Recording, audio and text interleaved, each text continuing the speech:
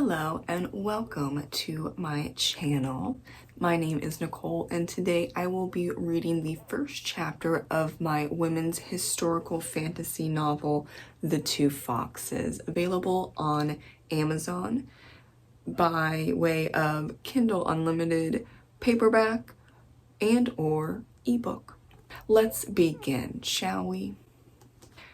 Chapter 1, March 1653, Massachusetts Bay Colony. Minister Martin Blackmore's thick Bible landed dead center on his rickety pulpit with a boom, his right hand held high in almighty prayer, startling the congregation into obedience.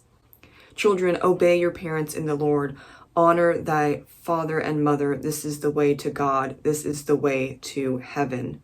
Minister Blackmore preached, his hands shaking with fervor. He opened the Bible and began to read Ephesians 6:1-4. But Sarah Thompson knew he would not finish the verse. He never did.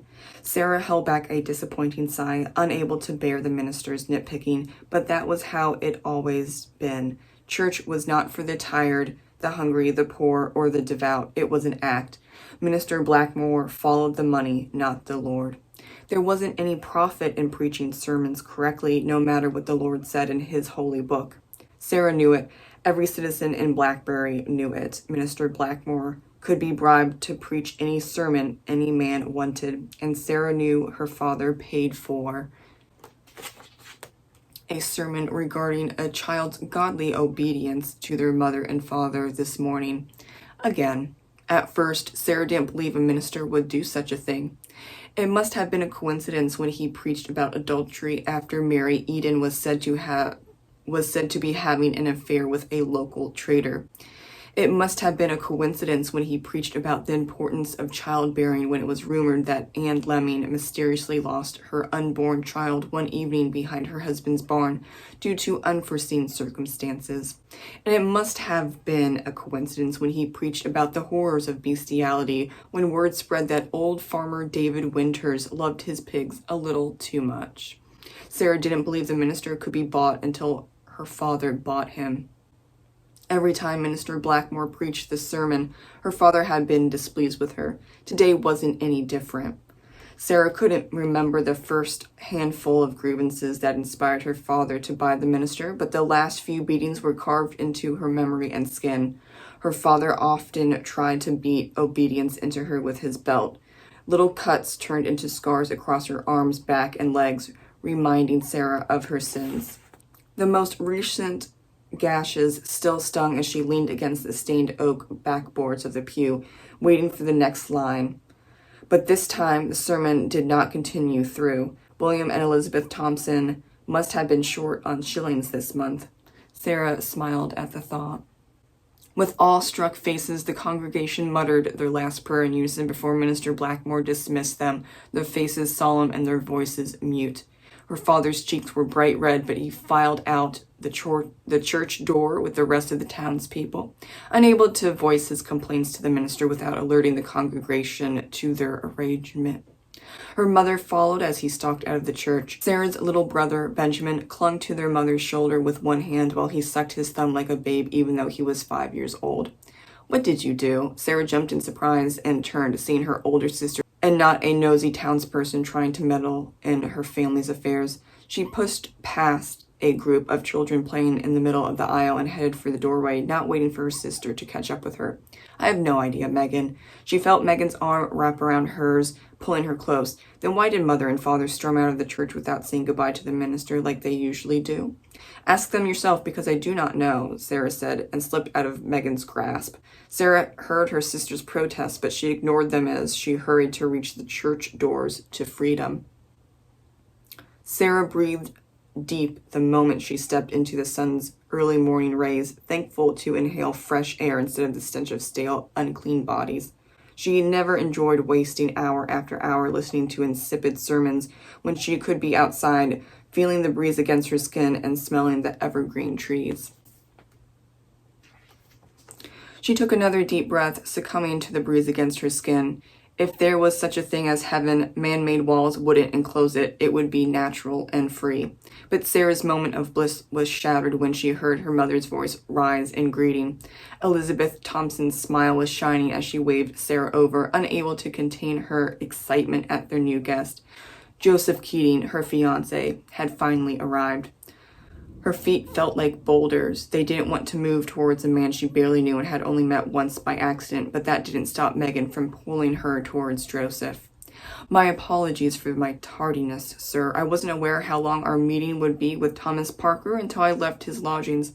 I would have ridden my horse harder to get here before the church service began, but I didn't want to push him at his age, Joseph Keating said, bowing his head as Sarah and her sister approached the small group. He had light brown hair, hazel eyes, and chubby cheeks. He looked like he could have been a relative of the Thompson family, other than Sarah. With her blonde hair and blue eyes, an outsider would assume she was a ward or a bastard child, but her hair and eyes came from her mother's side, who no one spoke to. They were Catholics. William perked up at the mention of Thomas Parker, an influential minister in Massachusetts, his smile growing. Apology accepted, Joseph. I hope Mr. Parker is doing well. Mr. Parker is doing very well. He is interested in trading with the Keating Fishing Company before June arrives. My father is still at the meeting finalizing the arrangements. What wonderful news, Elizabeth exclaimed, her eyes gleaming as she handed Benjamin over to Megan without a second thought before ushering Sarah forward with a wave of her index finger. God blesses the hard-working man, William preached, wrapping his right arm around Sarah's shoulders. Joseph nodded in agreement, but his eyes hovered on Sarah's blonde hair, which was wrapped in a bun and stressed the curve of her heart-shaped face. Sarah couldn't stop staring at Joseph's missing front tooth. She felt a pinch on her right arm and jumped, barely holding back the squeak of pain that was begging to escape. It was her turn. Sarah's chest tightened as she dipped into a small curtsy, unable to look Joseph in the eye. Pleased to see you again, Mr. Keating, under more formal circumstances. I didn't know you knew the Jacobsons, but it's lovely to know that we have friends in common. Joseph smiled. Oh yes, my father and I lived next door to the Jacobson family until I was 9 years old before we moved closer to the shoreline. But I've kept in touch with their daughter Anne for many years. She's a very dear friend of mine. William cleared his throat at Joseph's reply, but said nothing. Will your father be joining us for tea? Sarah wondered with a hint of vexation. We know how hard you both work, but we expected two bodies instead of... William shot her a stinging glare, cutting her off, but that doesn't matter. I only asked because I have been waiting to meet him ever since my mother and father told me about our marriage a month ago. Your father sounds like an admirable, God-fearing man, Sarah added, trying to talk her way out of embarrassment. Joseph didn't notice her cheeks turning red. Instead, he laughed. Yes, he will. My father is excited to meet you as well. We've heard so much about you, especially how beautiful you are. Joseph replied, his eyes shining with an emotion Sarah didn't understand, but his gaze sent shivers of discomfort up her spine. Not only is Sarah beautiful, but as we assured your father, she is also a God-fearing woman, a trait your father was keen on finding for you, Elizabeth said as she bit her lip. William shot her a glance, willing her to remain silent. Of course, Mrs. Thompson.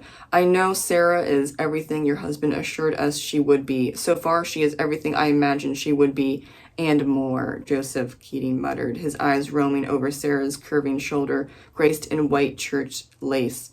Sarah looked away, bile rising in her throat. She despised the way he looked at her, spoke to her, and pretended to be friends with Anne Jacobson when she knew that was an outright lie. She didn't know what it felt like to be in love, but she knew Anne loved Joseph from the look on the woman's face the first time Sarah witnessed them sneaking into the Jacobsons' barn. Sarah didn't follow them, but she knew what they had done after seeing Anne's crinkled dress and messy hair.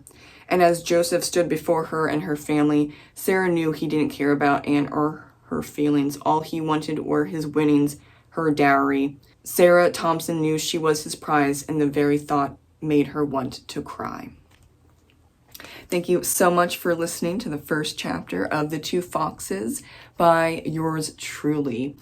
Information on this book and how to buy it is down below in the description box and is also a pinned comment. Thank you so much for watching and have a fantastic rest of your day. Bye.